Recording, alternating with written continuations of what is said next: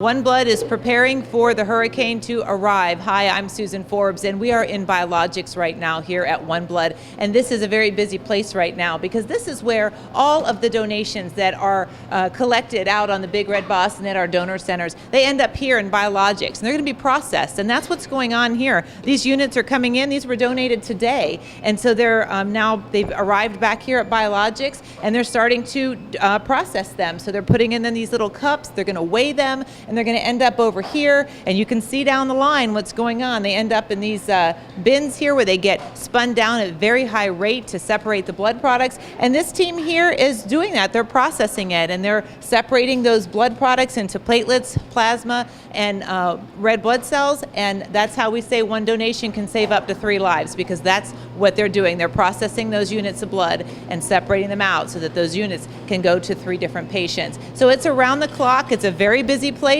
You can see that they're bustling around, and this is going on at an even more heightened level than it normally is because that hurricane is approaching. And we have to get additional blood out the door to our hospitals, because there will come a point where in some parts of our service area that we won't be able to operate because the storm will be here. So now we are working very quickly, the team here, to get this blood processed so it can end up over in distribution for going out to our hospitals. So if you take a look down the line, they're all very busy. They're going to be doing this round the clock. They do it round the clock 365 days a year as it is, but when a hurricane's coming, they are doing it even more so because we have to get those blood products out the door. If you can see over here, we're going to make a stop and see Mercedes. She's over here and she's working away. Mercedes, hi. So tell us what you're doing over here. Right now I'm validating, as you can see, so I get them ready to be shipped out to the hospitals. So when was this blood donated? They were donated yesterday. So you can see how fast that blood was donated yesterday, and it's going to be out the door here pretty quickly, right? Yes, by afternoon, hopefully. Great. So you can see it comes in.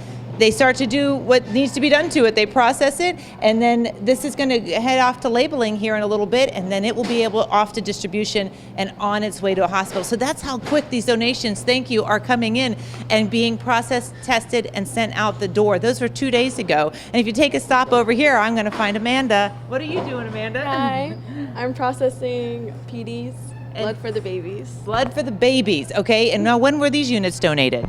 Like about 2 days ago. It takes like a day or 2 to get the test results back.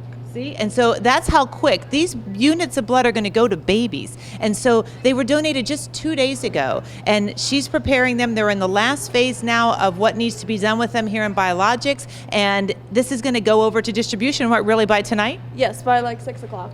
By 6 o'clock, these units of blood across the hall to distribution, and it's going to be on its way to a hospital by tonight. Those donations came in 2 days ago. That shows you how fast this happens. You know, this is round the clock, 24/7, and they're working really fast to make sure that we have everything we need as the hurricane approaches. And so now here we are, we're over in labeling, right? Here we are. What's going on over here? I am labeling blood that was drawn 2 days ago, and after it's labeled with the ABO label, it is now ready for distribution to send it out to whoever needs it, the hospitals or other branches or whoever. Awesome. It'll be ready to go. Great. See, again, 2 days ago, these donations came in. So all the way down the line, this whole team here is doing different things that need to be done to each blood product to get it ready to go out to a hospital. It's a team effort to save lives. It starts with the donor, and we thank you all for coming in to donate. These are people who came in 2 days ago and donated. Your donation will be on its way to a hospital by this evening. That's big. I want to move on down here, and I want to take you one last stop down here to the platelet room. Okay, so this is where all the platelets are. And in here, this team is working really quickly too. Now, platelets only have a 5-day shelf life. So this means that there has to be a constant need of platelets coming in through the door. They're processing these platelets now. Within the next day, these platelets will be ready to go out. There's actually some of the platelets on this side of the room are actually going to be sent to hospitals by this evening. You can see them working. These donations are greatly needed. Platelet donations, again, only have a 5-day shelf life. So if you go to oneblood.org, it's going to show you on there when you go to make an appointment for platelets, it'll indicate to you when they would prefer that you donate platelets. And the reason you're going to see that, and that it's important that you follow that, is because it will help ensure that we're bringing in platelets precisely when they're needed, because we know what the hospitals need, and we can help gauge that by bringing in exactly what we need by having the appointments made according to what is being displayed to you on the screen at oneblood.org when you go to make your appointment. So take a look at that when you make your platelet donation appointment, and that'll really help you pick the best time to maximize your blood donation to help our community have a ready blood supply of platelets.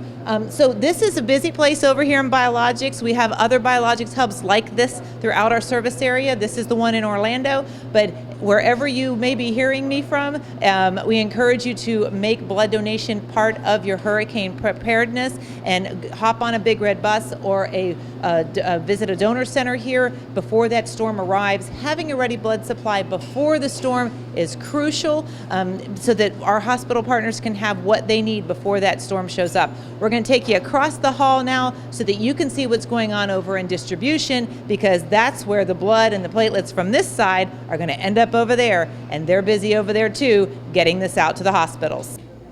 So you can see how busy it was in Biologics. Now we're across the hall in distribution, and this is where all the blood ends up over here so that this team can pack it up and get it out to the hospital. So if you look over here, you can see all these boxes. All of these boxes here are packed up by this team. They have different blood components in there, red blood cells, platelets, or plasma. They're all packed up according to the way they should be shipped. And a courier is going to come over here, and they're going to pick up these orders. And you can see all the different routes up top here. We have almost 200 couriers throughout our service area that are working around the clock to distribute and pick up different items to help the hospitals get the blood that they need. We take it to them every day. We make about 1,500 deliveries a day to more than 250 hospitals throughout our service area. And that ding right there is what this team is listening for. That is an order coming in from a hospital. This board is coded in a way that our team here knows what that means. That is different hospital orders coming in.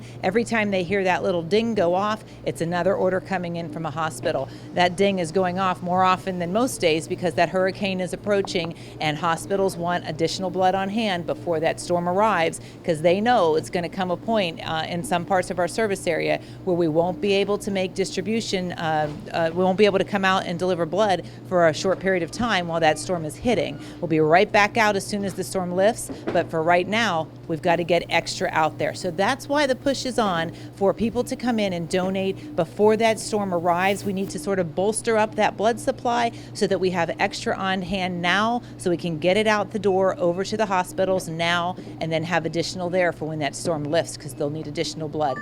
There's that ding. So there are hospitals, the patients in the hospitals are needing blood every day, and the only place it can come from is from a donor. You saw across the hall how quickly those donations are being processed and sent over here to distribution. 2 days ago they were working. Those donations were just from 2 days ago. They're going to be out the door tonight. So as quickly as it's donated, it's tested, processed, and out the door. And these are the people that you see here at OneBlood making that happen. She's here labeling. They're taking these orders. They're processing blood across the hall. It's a team effort to save lives, and these people here play a huge role in making that happen. We hope that you will visit a OneBlood donor center or a Big Red bus as soon as you can. That storm is approaching. All of our service area is open right now. We will continue to update you on our operations as the storm gets closer, but for right now, all locations and all Big Red buses are operating as normal. We appreciate you making blood donation part of your storm preps, and we will keep you posted.